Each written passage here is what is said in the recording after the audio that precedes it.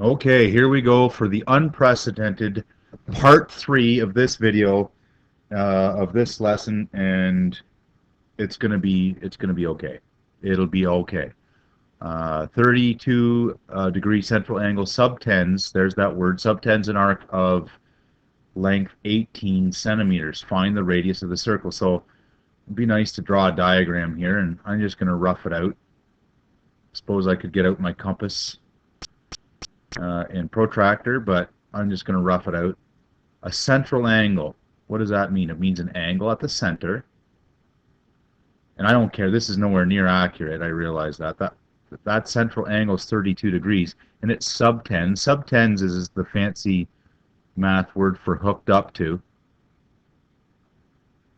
It's hooked up to an arc that's 18 centimeters, and we want to find the radius. How are we going to do this? It's kind of like we know the answer, right? We know that the fraction of the circle of the circumference, and remember circumference is pi d, or 2 pi r. I guess we could use 2 pi r because we're after the radius, is 18 over that, right? And there's our unknown. Well, what is this going to be equal to? How does the 32 come in it? Well, remember, the percent, the fraction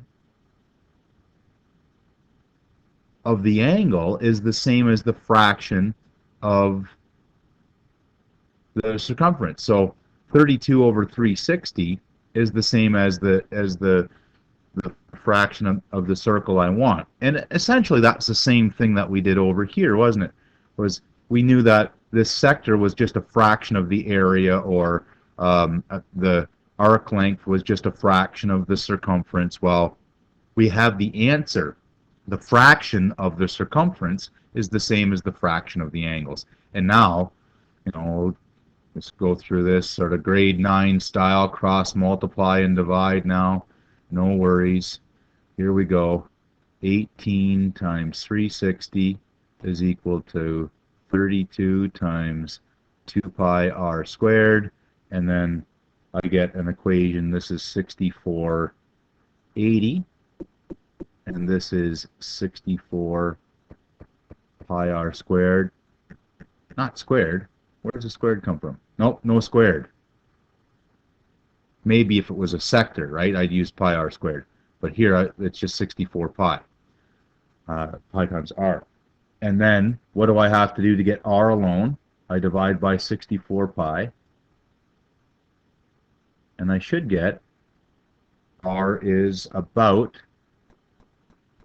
32.2 centimeters. Does this make sense? Well, 32 is actually a pretty small angle, isn't it? 32 degrees might be like that. Does that make sense that this would be 32 and that this arc length would be 18?